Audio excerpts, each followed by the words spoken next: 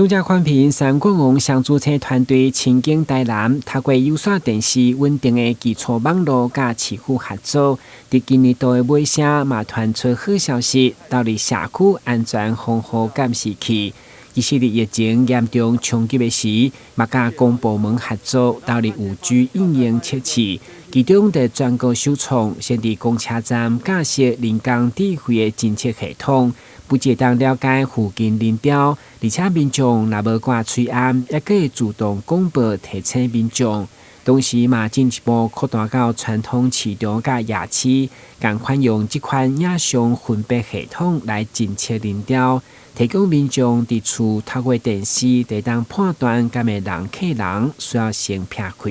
中嘉宽频三冠王跟双子星在近几年，其实我们除了做视讯的服务以及宽频的上网之外，其实我们也参与了非常多市府相关智慧城市的一些建设。那从109年开始，就我们这边就有跟国网中心跟台南市政府共同执行了一个5G 垂直场域低延时的异地共演计划。那这个实验就非常的成功。那在110年跟111年，疫情非常的严重那我们也跟国网中心跟台南市政府再次合作，我们开发了监视器，还有 AI 人脸的辨识设备。那我们让我们台南市的防疫工作变得更加的成功。那在今年度也非常感谢台南市政府再次让我们来参与我们社区防护网的建制计划。那也希望后面我们三冠王跟双子星有线电视稳定、快速以及可靠的网络技术，可以协助让我们的台南市变得更加的智慧，也变得更加的科技。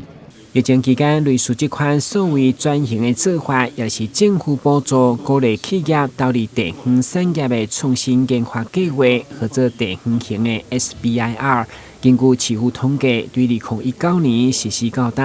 台南累计补助金额已经破亿。市长吴依婷嘛表示，如果中央超整的预算有兴趣予地方，市府将先提来补助创新研发。补助地方创新研发的这部分每年都在做，而且我可以跟各位先开一个箱，将来这个还税于民的这个部分，中央的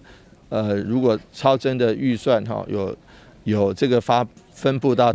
配到地方的话，我们分配的部分也会先拿来补助创新，因为这个东西是有